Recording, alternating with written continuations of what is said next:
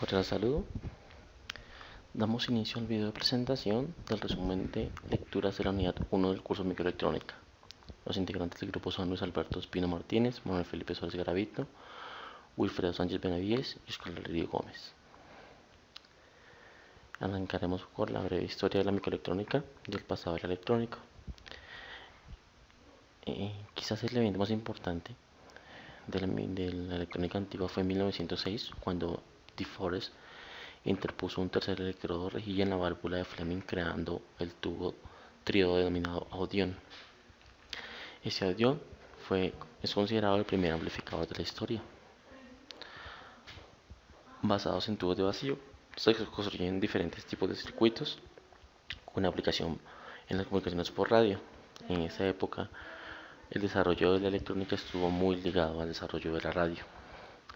Con diodos y triodos fueron diseñados los amplificadores en cascada, amplificadores regenerativos, osciladores, el reactor heterodigno, entre otros. En 1938 se encuentra disponible el primer receptor en FM, después de que Armstrong en el año 33 desarrolló la modulación en frecuencia. En 1938 tenemos un evento muy importante cuando Schottky y Mott proponen la primera teoría del espacio de carga. De ahí, ya en 1943, se obtiene la primera unión PN sobre cristal único de silicio. Aquí entramos ya en la era de los semiconductores. En 1947 presionaron dos sondas de hilo de oro próximas entre sí sobre una superficie de un cristal de germanio. Así se creó el primer amplificador de estado sólido. Shockley propuso el transistor de unión para mejorar las características del transistor de punta de contacto. El nuevo dispositivo tenía portadores de ambas polaridades operando simultáneamente y eran dispositivos bipolares, logrados a partir de la inclusión de impurezas en los materiales. Los primeros transistores de crecimiento fueron construidos en el año 50 y un año después ya se fabricaban comercialmente por RCA, Westinghouse y General Electric. En la imagen podemos ver el primer dispositivo diseñado por Shockley. El primer transistor de difusión moderno fue creado en el año 58 usando técnicas fotolitográficas y los procesos de difusión desarrollados por Noyce y Moore. En el año 61 ya tenemos por Fairchild y Texas Instruments se introdujeron comercialmente los circuitos integrados. En el año 62, Hofstede y Heyman emplearon la tecnología MOS para fabricar un circuito integrado con más de 1000 elementos. El nuevo dispositivo MOS presentaba diversas ventajas sobre los transistores bipolares y sentaba la base del desarrollo de la alta escala de integración. Una de las ventajas de los MOS era el menor consumo de potencia. En la imagen podemos ver los gráficos de transistores de unión bipolares PNP y NPN con las patas base, colector y emisor.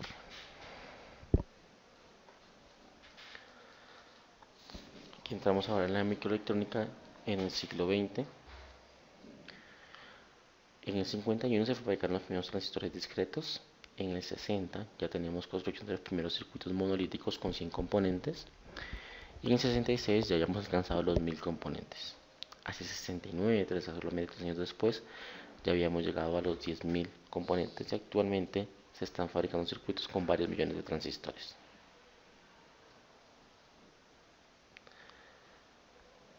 Ya en el año 68 tenemos el diseño por Fairchild del primer amplificador operacional, el muy conocido 741. Y en el 64 Texas Instruments presentó la lógica del transistor o TTL.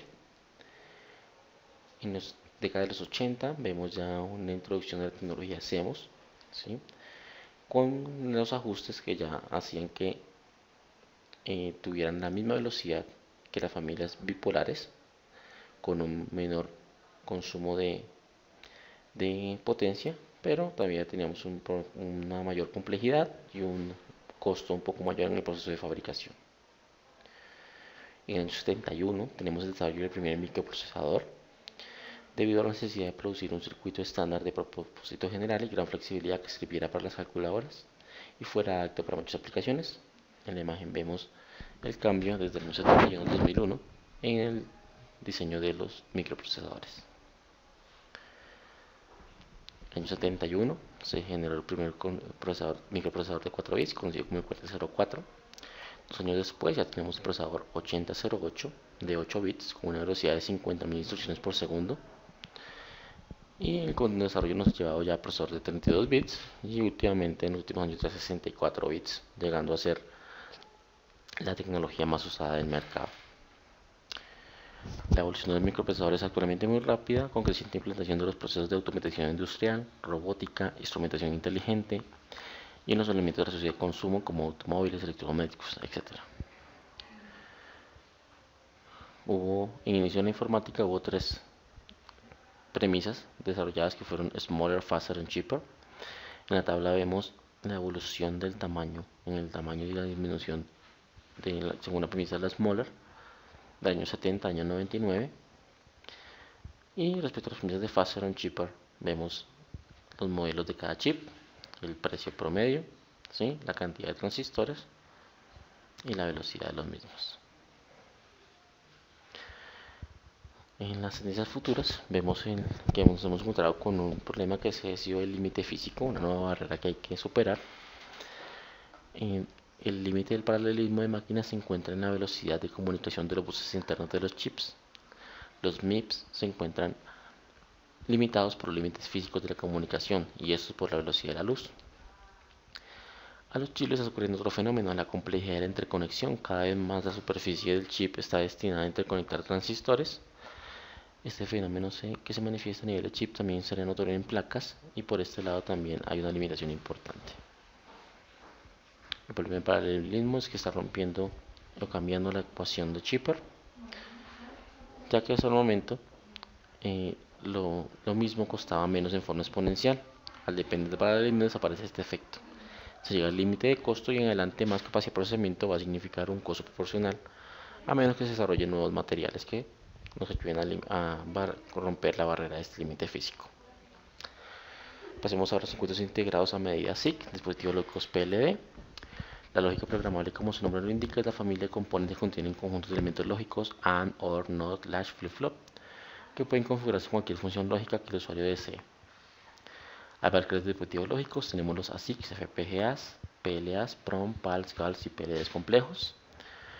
ASIC significa circuitos integrados de aplicación específica y son dispositivos definidos por el usuario. Los ASIC, al contrario de que otros dispositivos, pueden contener funciones analógicas, digitales y combinaciones de ambas. Un dispositivo lógico programable PLD es un dispositivo cuyas características pueden ser modificadas y almacenadas mediante programación. Tenemos el circuito interno de un PAL, que consiste en un arreglo, una matriz de compuertas AND y un arreglo de compuertas OR. El arreglo AND es programable, mientras que el OR es generalmente fijo. Tenemos en la imagen una matriz genérica programable o GAL, Generic Array Logic, que es una denominación utilizada originalmente por Lattice Semiconductor y que más tarde se licenció para otros fabricantes.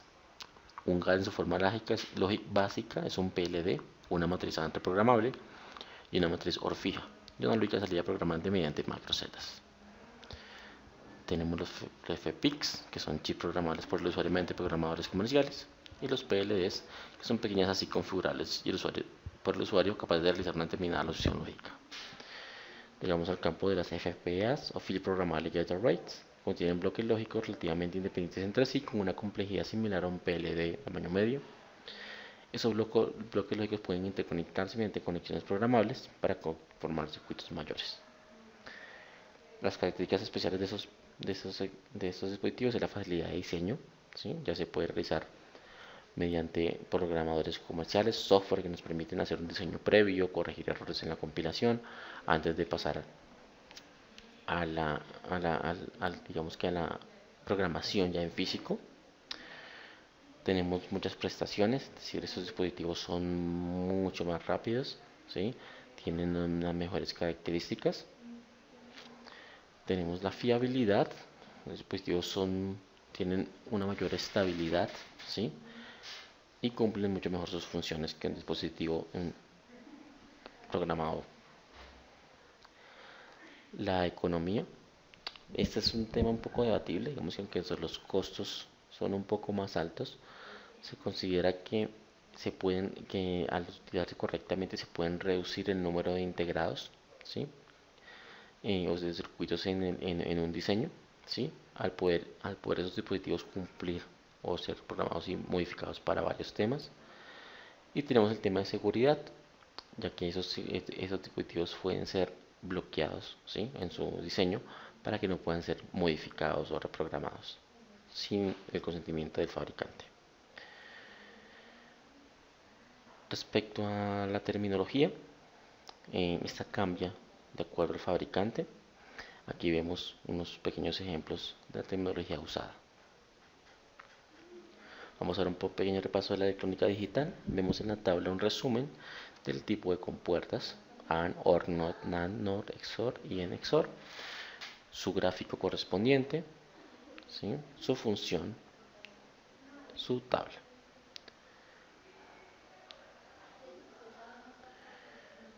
En la línea de tiempo que observamos vemos lo que se llama la protohistoria, es decir, el desarrollo de las tecnologías anteriormente, es lo que constituye lo que se llama la edad antigua de los circuitos integrados, que fue la tecnología TTL, de la familia bipolar. Recordemos que ahora están siendo reemplazadas por tecnología CMOS. Aquí vemos unos esquemas de algunas compuertas, un inversor, una compuerta NAND y una compuerta NOR, desarrollado con tecnología CMOS. Los circuitos convencionales, los circuitos lógicos digitales pueden ser de dos tipos, convencionales o secuenciales. Los convencionales son aquellos que su salida solo depende del estado de sus entradas en un momento dado, por lo tanto no necesitan módulos de memoria, ya que las salidas no dependen de los estados previos de las entradas. Los dispositivos secuenciales son aquellos en los que sus salidas dependen, además del estado de sus entradas en un momento dado, de los estados previos. Esta clase de sistemas necesitan elementos de memoria que recojan la información de la historia pasada del sistema. Tenemos circuitos clásicos convencionales, los lógicos, tenemos un generador, un detector de paridad, un multiplexor o de multiplexor, codificadores de codificadores, conversores de código, comparadores aritméticos, sumadores y la unidad aritmético lógica o ALU. Vemos acá un pequeño resumen de los diseños de cada uno de los dispositivos vistos anteriormente. Y llegamos un poco aquí a las lógicas secuenciales. Tenemos los circuitos asíncronos. Los cambios del estado ocurren al mismo ritmo natural marcado por los retardos asociados a las compuertas utilizadas en su implementación. Es decir, estos circuitos no usan elementos especiales de memoria, pues se sirven de los retardos propios o tiempos de propagación de las compuertas lógicas usadas en ellos. Tienen una desventaja, y es que esto no puede ser controlado por el diseñador. Los circuitos secuenciales síncronos solo permiten un cambio de estado en los instantes marcados por una señal de sincronismo de tipo oscilatorio denominada reloj. Los más comunes de estos tipos de dispositivos son los flip-flop. Aquí vemos los diagramas de dispositivos flip-flop tipo SR, flip-flop OTK, flip-flop tipo D y flip-flop tipo T.